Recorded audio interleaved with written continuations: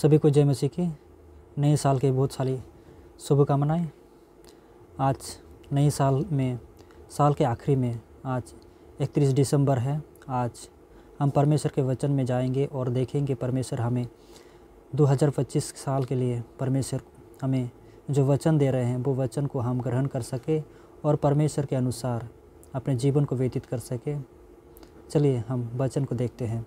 यशायाह 43, 80 और 19 वर्ष को हम देखते हैं। यहाँ लिखा है, अब बीती हुई घटनाओं का स्मरण मत करो, ना प्राचीन काल की बातों पर मन लगाओ।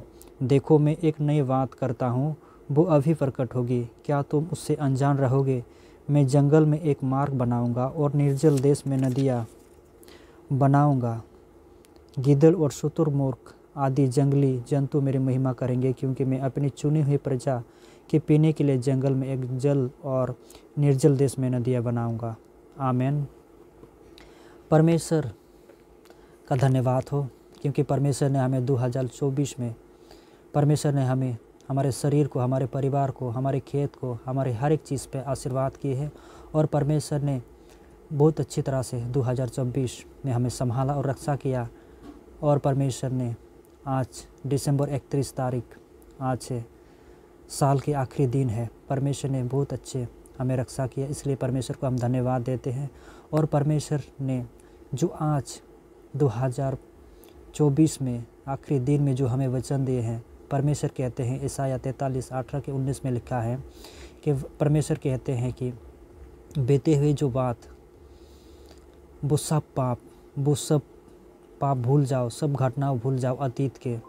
परमेश्वर कहता है हम उसके रास्ते पर, उनके आदेशों पर अपने जीवन को व्यतीत करें। परमेश्वर कहते हैं बीते हुए बातों को भूल जाओ, बीते हुए बातों को भूल जाओ जो तुम्हारे जीवन में हुई हैं, जो तुमने पाप किए हैं, उस सब भूल जाओ और नए मार्गों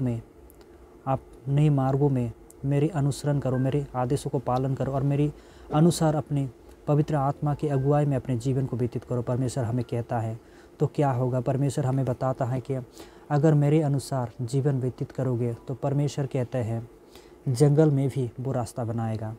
परमेश्वर हमें कहता है कि जंगल में भी वो रास्ता बनाएगा।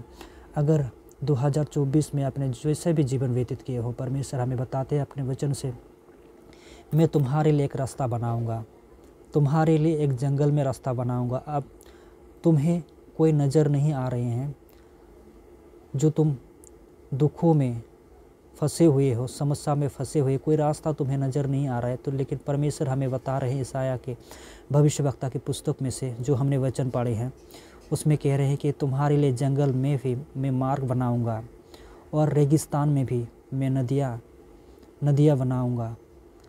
और परमेश्वर कहते हैं कि जो जंगल में रास्ते बनाऊंगा, उस रास्ते में जो भी जानवर आए, मैं उससे रक्षा करूंगा। इसलिए परमेश्वर बस यही कह रहे हैं हमसे कि हम पिछली बातों को, पुरानी बातों को भूलकर नई बातों को हम ग्रहण करें और परमेश्वर के अनुसार अपने जीवन को व्यतीत करें। हालेलुया।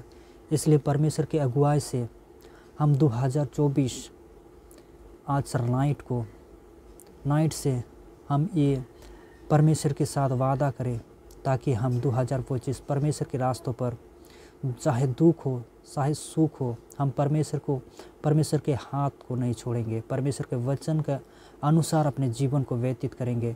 ऐसे लाइफ जिएंगे जो परमेश्वर हमें भाता है। परमेश्वर चाहता है कि हम वैसे लाइफ जिए, क्योंकि हम जानते हैं जो परमेश्वर हमने पकड़े हैं, जो यीशु मसीह को हमने पकड़ा है, वो सच्चा है और वो सामर्थ्य है, वो हर एक रास्ते को वो सीधा करेगा।